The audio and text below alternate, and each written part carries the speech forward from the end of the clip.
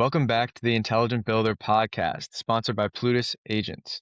Today, I'm joined by Charnell Griffin, the founder of Clean Corp, a residential and commercial cleaning company based in the Atlanta metro area, with clients spread across parts of the Southeast as well. Charnell started Clean Corp in 2007 while she was still in college, and today she's focused on scaling the company through strong processes and what I'm excited to talk about, automation that keeps the operation tight and prevents leads from slipping through the cracks. Charnell, it's great to have you on. So can you take us back to 2007 when you were in college, you were working part-time, and you had a summer camp as well, right? So what made you decide that building that cleaning business was the most flexible and full-time thing you could do at the time? So when it was time for me to start marketing and advertising for my summer camp, I said I wanted something that I can do year long. I didn't want a seasonal business. So I researched different businesses and I tell my clients all the time, research, research, research. You need to know everything there is about whatever industry you're going into. So I met with different cleaning franchises and I said, okay, the fees that I would have to pay them every month to be a franchisee owner, I would use that to market my own business. So I just started my business privately. I didn't go through a franchise. Yeah, I remember you telling me you were kind of looking at franchises and instead you put the money into your own marketing. So what was kind of the first marketing strategies that really worked for your business in the first few years? So I did flyers. I would make flyers during my in between time. And, I would go on Fiverr. I had some flyers made on Fiverr, and I would just go into neighborhoods and put the flyers at their homes. I also did the door hangers. So that was my first. And then, of course, word of mouth, talking to people, asking friends and family. Yeah, no, that's great, and that's a lot of work in the beginning too, doing all those flyers, going door to door too. So that's great. You really had the grit to push through that time. And what was it kind of in the market, I guess, that you really noticed the demand was real for a cleaning business? Well, I live in a big metropolitan city. So Atlanta is huge, and perfect for a cleaning service. So I just researched and looked online to see what people were saying, what they needed. I looked and researched and saw the issues and complaints that they had. So I saw what people were actually looking for in a cleaning service. So I was able to tailor my service to address those specific needs. Got you. That's really smart, and that goes back to what you were just saying about research too. And now, fast forwarding to today, you don't clean anymore. You kind of focus on the growth and the making sure the systems and processes are actually being used. So, what does your role look like, kind of today, week to week? I like to call myself a visionary. So I'm looking over everything, making sure we're dotting our I's, crossing our T's. Everyone is doing what they're supposed to be doing. Just look for opportunities for growth. Look for opportunities where we can fix things and make adjustments, how we can scale and do things a little bit different and easier for the company. Yeah, that's great. That's how, a leader should be, is looking at the big picture, looking at the business as a whole. So, now that you really are focused on the leadership visionary aspect of the business, what have you, I guess, underestimated about kind of running operations versus doing the work? So is that like people scheduling, coordinating things? All of the above. People think, cleaning is easy and cleaning itself is easy, right? I tell people all the time, cleaning toilets is the easiest job in my company. But being the actual owner in a business is a lot of parts to it. So I have to make sure that I'm setting up systems and processes to get new business, right? To get more toilets to clean. I have to set up a process that we are cleaning the toilets correctly.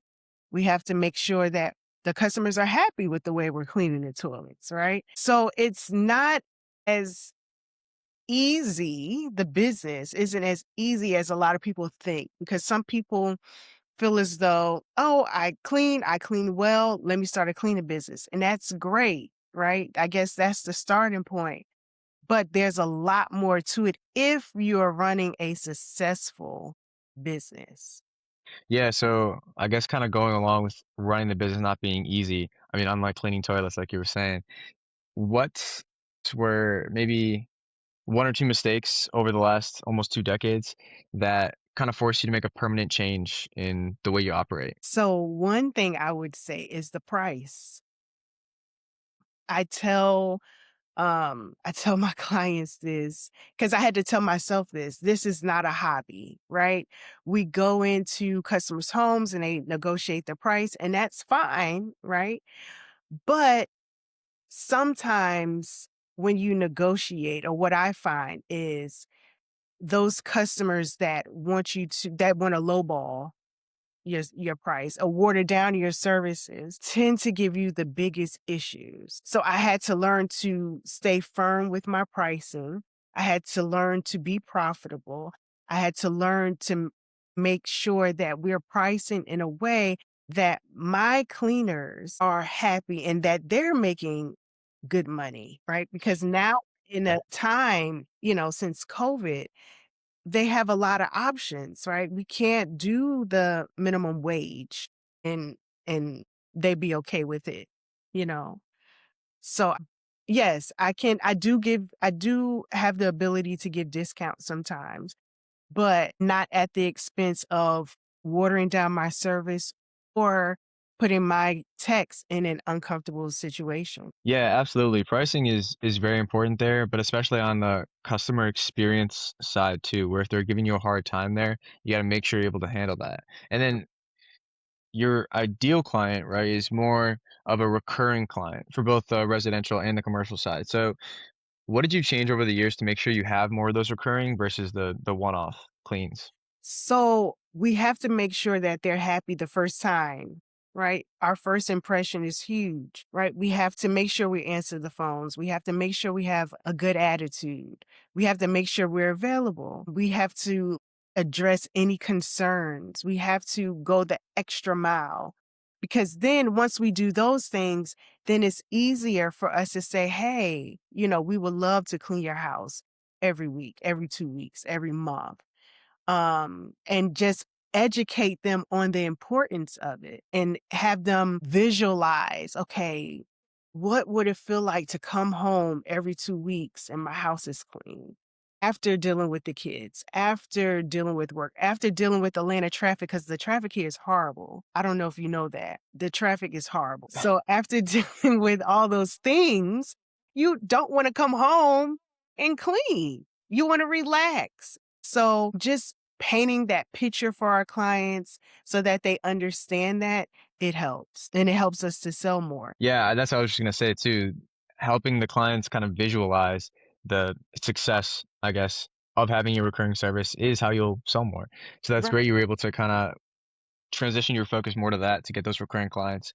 But some of those recurring clients that you don't like are Airbnbs, right? We kind of talked about that. So they're not your favorite due to the time windows, the tight time frames, and the smaller budgets. But what makes them especially hard to kind of run profitably? Um, it actually, and it also depends on the host. So if they have multiple, or if we're cleaning their units or homes multiple times a week, then it becomes a little bit more profitable. But if we have a one-off, it just throws things off scheduling wise, as well as the budget, right? Because they have to typically, we've been finding if it's a one bedroom, one bath, they wanna pay maybe $80.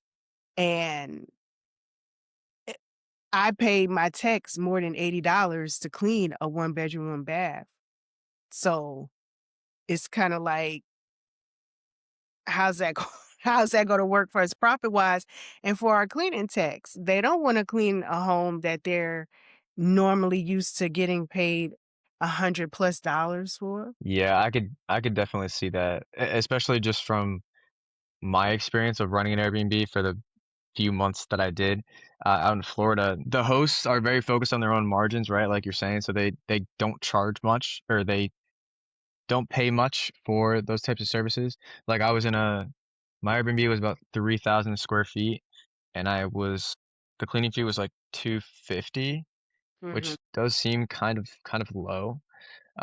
But anyway, so now you're focused on, making sure those systems and processes run, and that's big when you're doing Airbnbs because of the time frames there. But just in the overall business, the residential and commercial side of things, what are 2 to 3, let's say, core processes that you have to make sure is running on time and properly so everything's going smooth? So definitely our lead process. So when we get leads, I want us to be notified immediately. I want us to immediately contact the customer. That is because, like I said, since I'm in a big metropolitan area, there are thousands of cleaning companies out here, and there's thousands of people who clean, right? Not just cleaning companies. We have solo cleaners. They may be contacting them. And a lot of times, because our clients are so busy, they don't have time to keep calling. They're going to go with whoever answers the phone first, whoever responds first, whoever gives them a quote first. So that's important. Also, making sure that our clients know when we're coming. So we have the notifications to say, hey, we'll be there in 2 days. Hey, we'll be there in 24 hours. Hey, this is your booking confirmation. So our cleaners aren't showing up at a customer's home or property, office, commercial property, and no one's there to let them in, or the customer didn't know, right? That's so important. Two that are just like top of mind. And then the follow up process. So a lot of times you don't get the customer at the very first start, but your follow-up process, I would say 60% of our new bookings are from our follow-up process. And That's a great that has follow-up process. yeah, it has to be structured. It has to be intentional. You have to be strategic with that. Yeah, and that's sort of something I was talking about on a recent podcast with a someone in the remodeling business is that customers now, they just expect like a white glove experience. So Mhm. if you're not kind of providing that, if you're not fast to the lead every single time, you're right, they're going to go somewhere else. And now speed is really driven by automation, which is something I know you're really into now. So you love it because it once it's there, it's in place and it's doing its thing. And leads don't slip through the cracks, right? So can you kind of walk me through the main automations that you're currently using from, say, the moment a lead shows interest to the moment the job is completed? So, from start to finish, when we get a new lead, they're automatically going to receive a text message.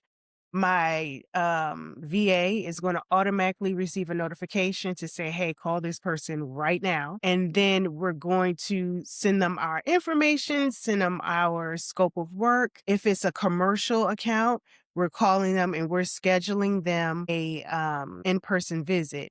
Now, they also have the opportunity after they fill out our form, they also have the opportunity to schedule an in-person visit. We don't even have to call them to do that. Of course, we call to confirm after they do that, but just the speed of it to say, okay, I want a quote.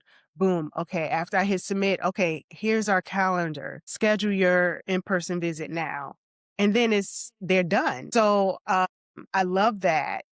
I think the way we handle our leads and our sales process is essential. It's core. I mean, that and I don't even want to get into our application process, our hiring process, because that's automated as well. So people don't slip through the cracks and we don't rehire someone who wasn't a good fit, or we don't hire someone who failed the previous interview.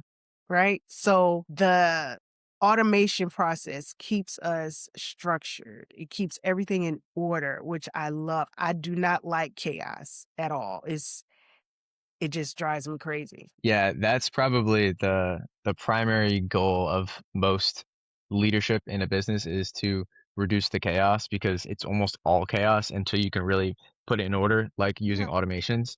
So what's maybe an automation that's your favorite, I guess? It saves the most time or like reduces the most headaches. What is that and what is that one thing that it eliminates? I would say the leads because in the past, we've had leads come in and we didn't call them or we took too long to call them back. They weren't addressed immediately. And then when we do finally call them, they say, I hired somebody else. And that someone else was someone who answered the phone. That someone else was a company that gave them pricing immediately. That's why we have a booking form on our website. They don't even have to call us. They can go online, book the appointment, and we're good to go. Yeah, that's definitely the best. Funny enough, actually, that's exactly how I got my cleaning crew in Florida. I was calling people. If they didn't answer, I went to the next one and I picked the Yeah. next one. Just Yeah. because it's so much simpler that way. Yeah. People are not leaving messages and waiting for a call back in 2 days. They Yeah. don't have No, to. exactly. Yeah, everyone's busy nowadays, or maybe Yeah. they say they are, but they don't want to have to do the extra work there, go the extra mile. So Yeah. then, you kind of talked about your team a little bit earlier. So how big is your team now? And actually, could you kind of go over the locations that you serve? Okay, so unless you're familiar with the Atlanta area, there it's called the perimeter. So it's a circle. It's a highway called 285 and it's a circle. So we call that the perimeter. So I say we do everything inside the perimeter and then 20 miles outside of the perimeter, all around. So north, south, east, and west is the easiest way to explain it. I'm not sure if someone who isn't familiar with the Atlanta area understands it, but most of our clients are high-end clients. We provide a luxury house cleaning service. Yeah, I get you.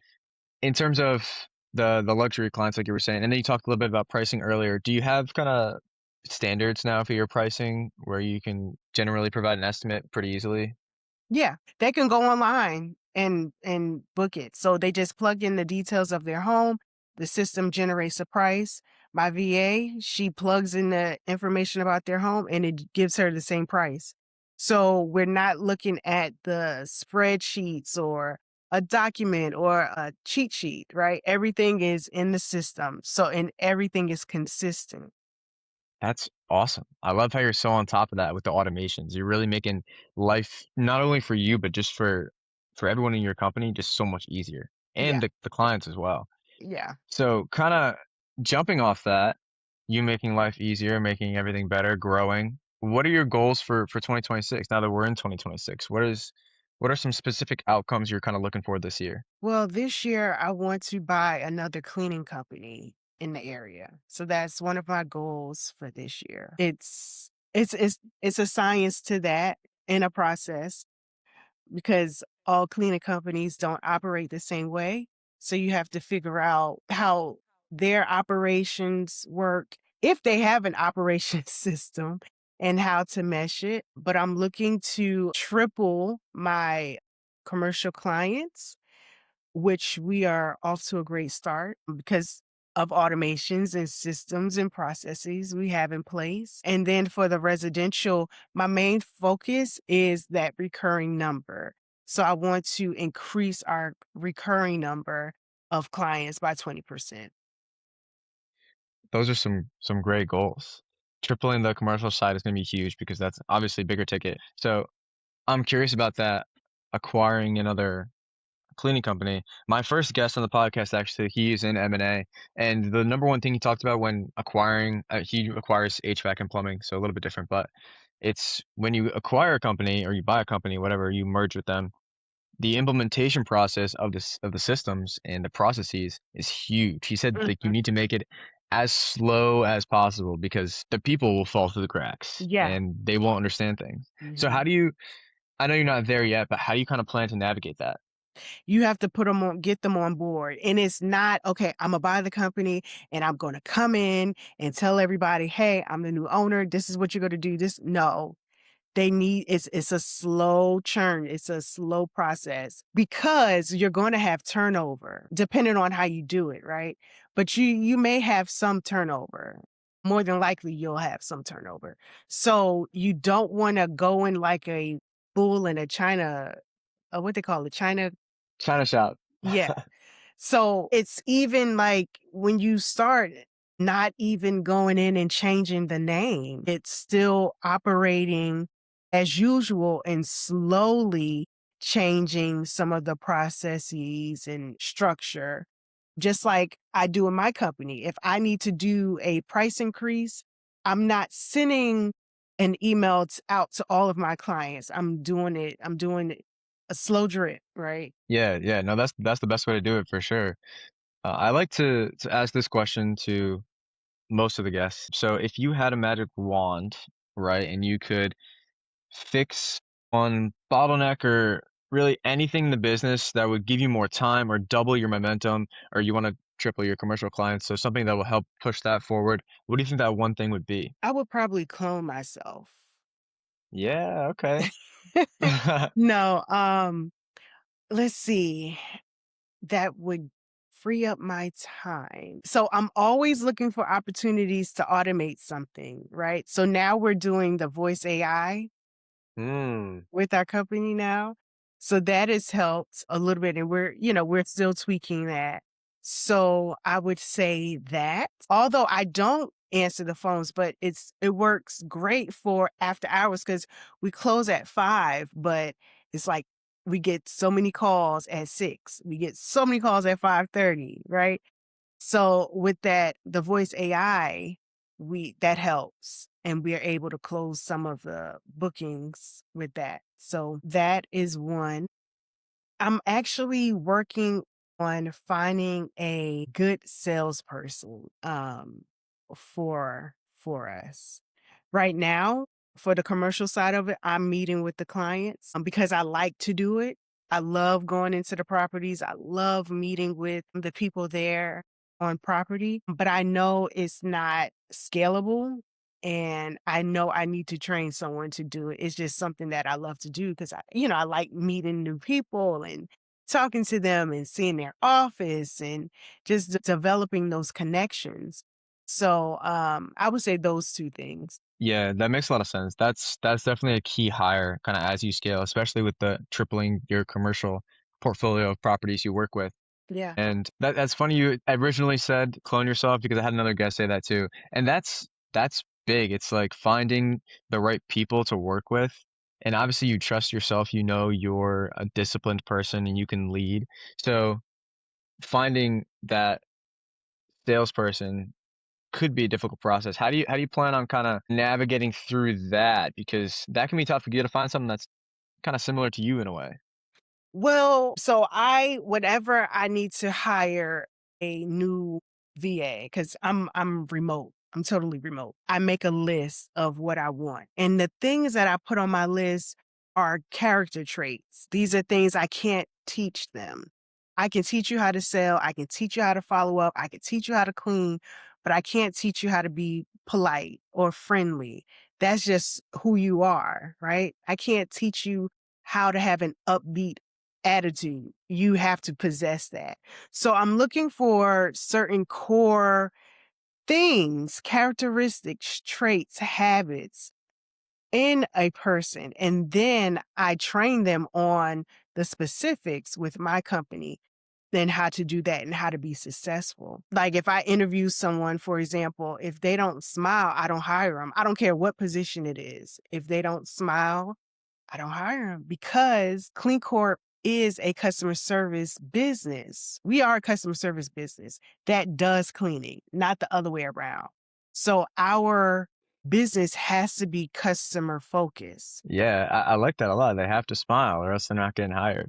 That's Yeah, huge too, just from a personality standpoint, which is what you were yeah. talking about, like the characteristics they have. Yeah, that's great. I would like to ask you one more question though, because I'd like to kind of hear your thoughts on if we zoom out, what's changing in the cleaning industry right now? I know you're more kind of focused in the Atlanta metro area, which is obviously huge, but you have a good sense of the industry. So is that maybe customer expectations, pricing pressures, anything else? And then how are you adapting to that? Well, being a business owner, it's a lot of pivoting. Things change all the time, right? The economy is changing. So we have to figure out, okay, how do we address this? How do we address those concerns some of our clients have about that? How can we make it work? How can we make it beneficial to both them, Clean Corp, and my technicians, right? Because the recession is not just affecting the clients, it's affecting our techs as well. So we have to make sure that they're still able to provide for their families. But with the cleaning industry, it's so many changes. And that's why I love my network of friends that are in the cleaning industry. I have friends all over the world and we that have cleaning businesses.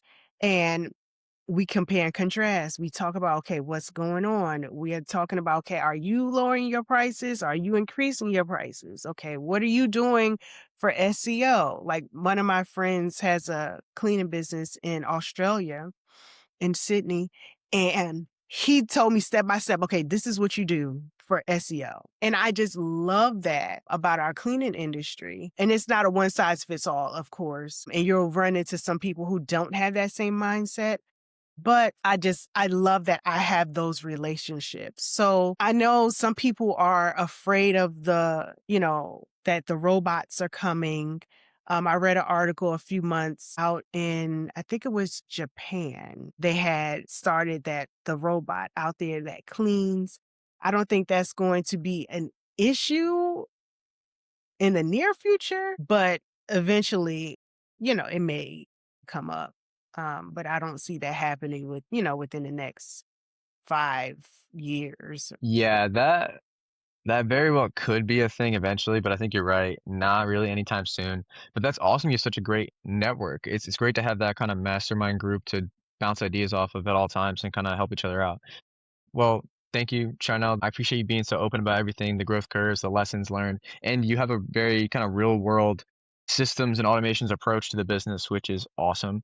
But before we close out, is there anywhere people should find you or Clean Corp? Is there a place you're most active, maybe a website or LinkedIn? So let's see. So for me, my handles are usually I'm Charnel 26. So I'm on TikTok, Instagram. Charnel Talks is my YouTube. And then Clean Corp, Facebook is Clean Corp ATL. And then our website is cleancorp.biz. Awesome. Thanks. I'll link some of that below so people can find you very easily. But for everybody listening, thank you for tuning into The Intelligent Builder. If you found this episode valuable, make sure to share with another builder or founder in your circle. And I'll see you in the next one. Thanks, Charnel. All right, thank you.